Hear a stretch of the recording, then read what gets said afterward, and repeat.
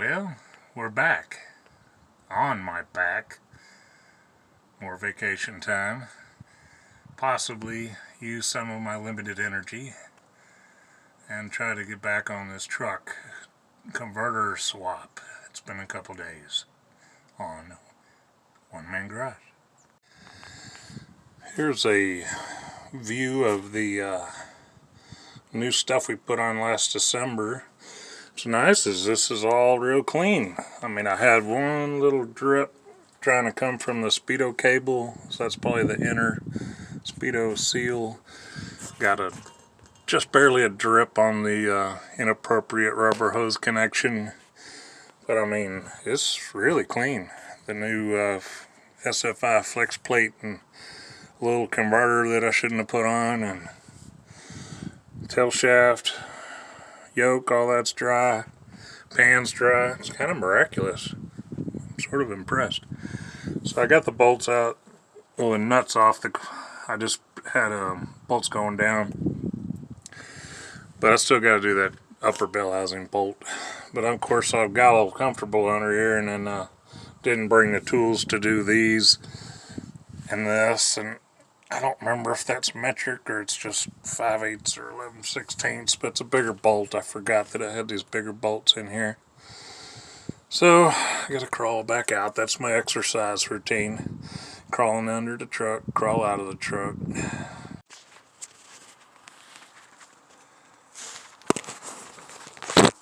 It was 5/8 for the bolt. And on this driver's side, I can reach the top bolt from under here pretty easily, so I will do the bell housing bolts, at least on this side.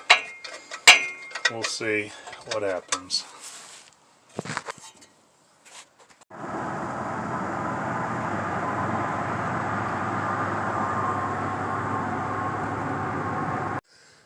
So, took a break just because I could. This is what leisure hobby mechanicing is really supposed to be, just at my leisure. Got the middle and bottom bell housing bolt off passenger side. Note the mod where you cut the ears off to help when you drop a transmission, it won't hit the headers. So if you don't know what that is, that's what that is. That's on purpose, so that the trans will go straight down on the jack for that converter change. That's right, designed in modification to be used soon, hopefully today. And with much time, got the old converter bolts off, got her slid back. So really, I just got to pull the drive shaft and get the top bolt on this side, and already broke loose. 3 on the other side are loose but not out. And I'll just do these hoses, the speedo cable, put the jack, lift the cross member out, probably put a ratchet strap on the engine so it tries not to lean back. We don't want that. I might do that now. Upper shroud removed, which is off a 93 Chevy pickup, because that's what we had as a beater. That was the boys' first truck, but ended up scrapping it, and we had a fresh 350 in it, so that was the first engine in this truck. And I'm actually still using the 93 Chevy aluminum radiator, water neck, upper, and I think lower radiator hose from that, besides the upper shroud. So that's a little non-relevant, boring, not so fun fact, but it is what it is. That springy clamp though, very reliable, just saying. Anyway, ratchet strap installed, the alternator bracket wrapped around to the bumper. That's right, still number 1. Although things are like number 2 right now. Remember that, November 2nd. Yeah, once we get this all buttoned up, I'm going to be putting the 800 Edelbrock back on, I guess, with no spacer, like the previous combo before torque converters were going out and transmission broke in half, and when the truck was at its best. It's ran very similarly with an 800 Quadrajet as it has with 800 Edelbrock. But anyway, maybe I'll do a little breakdown detail of this whole motor put in 4 years ago.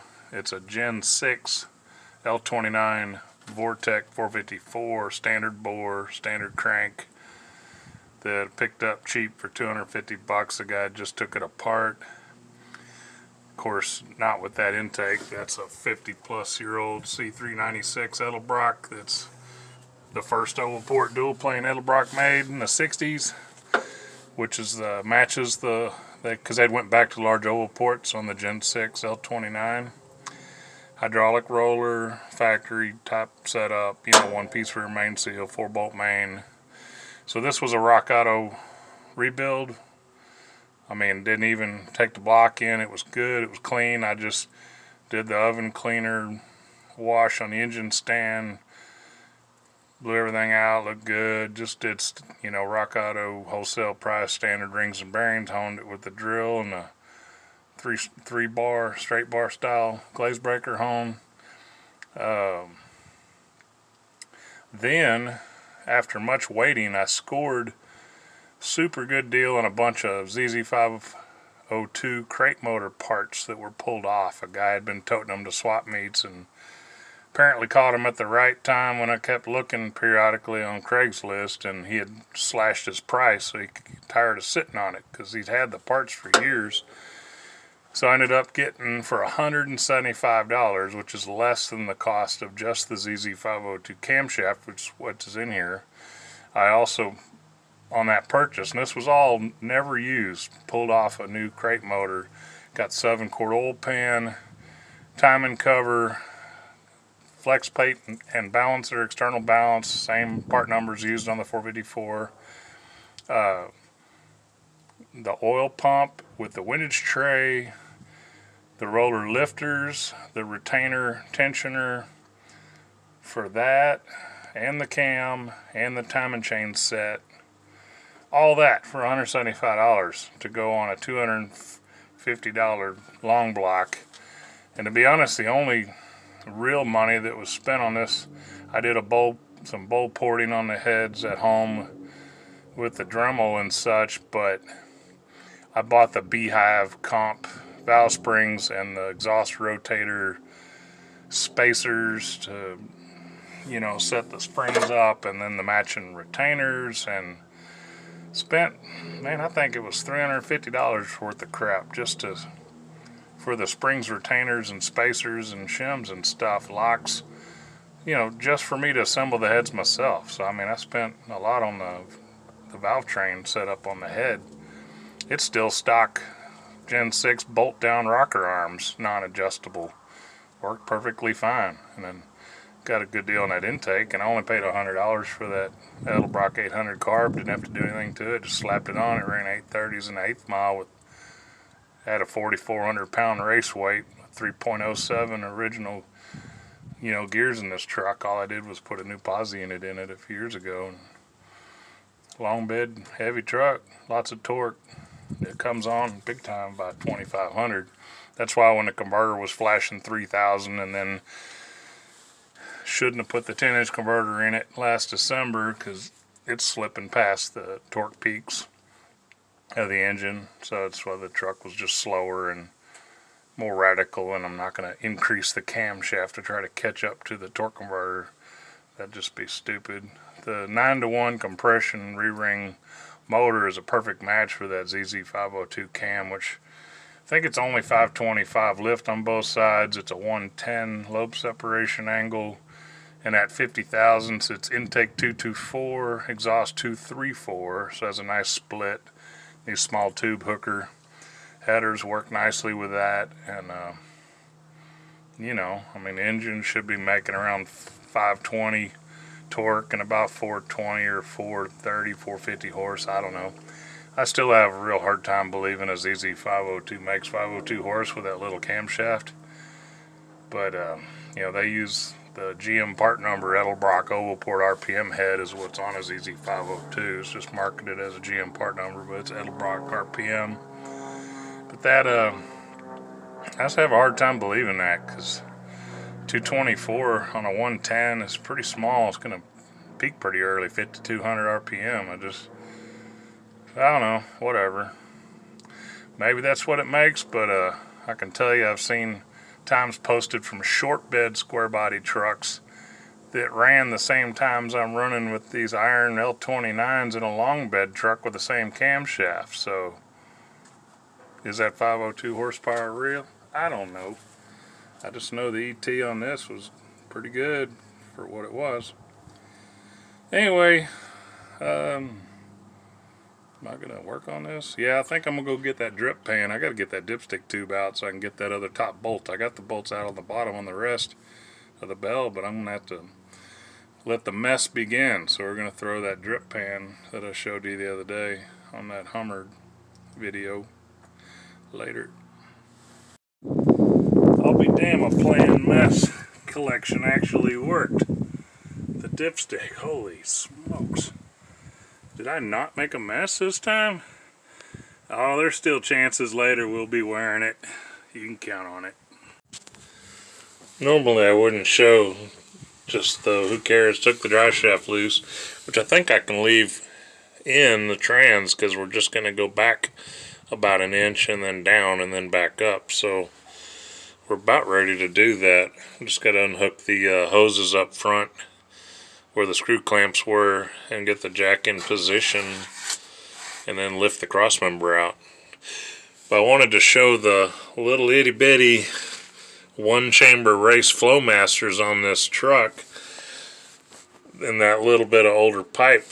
So these 3-inch one chamber race Flowmasters have a little backstory. They came off my buddy Lance's trailered long bed drag truck. It was a 71 Cheyenne, whereas this is a 74 Cheyenne Super street truck.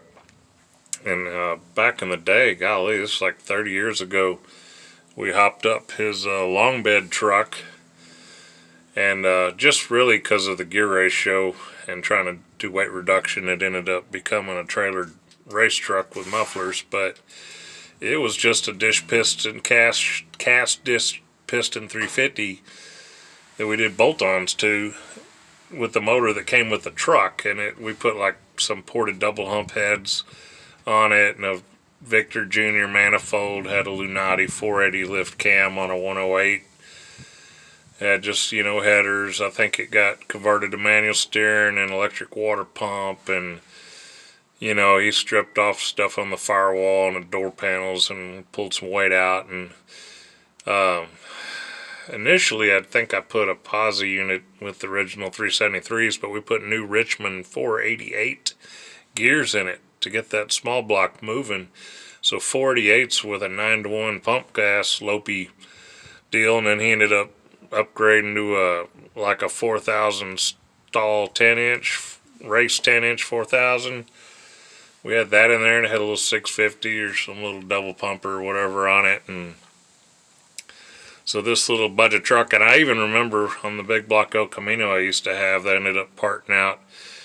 I even got the soft rear coil springs, and we modified it and put it in that truck so the truck could squat, because I had those coil truck springs were too stiff. So I ended up modifying and putting in these lightweight El Camino car style coils in the back, and the whole truck ran good for just being 9-to-1 with a, you know, old school iron double hump heads. It ran, it got all the way down to running 8.0s in the 8th mile, actually quicker than this 454 street truck's gone. Mind you, the 307 gears, but the old truck ran good. It squatted and launched off the line hard. I forget the 60 foots, maybe 1.7. I don't remember, but it got all the way down to 8.0s. I was always proud of that. How good a long bed 350 9-to-1 just blah combo did.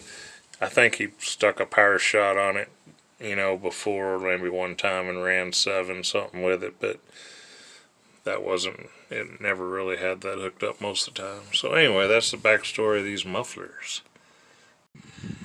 Well, as promised, of course there's going to be a little mess because I had to put the jack in there, and once I pulled the cooler lines off, it's going to leak some more. And man, everything's off, but I remember the dowel pins being tight on this engine. Maybe the Gen 6 motors have like a tighter fitting dowel pin. I don't know. I just remember it being snug. Literally gets tight in the transmission. Maybe that's what cracked the other transmission's belt housing. Hell, I don't know.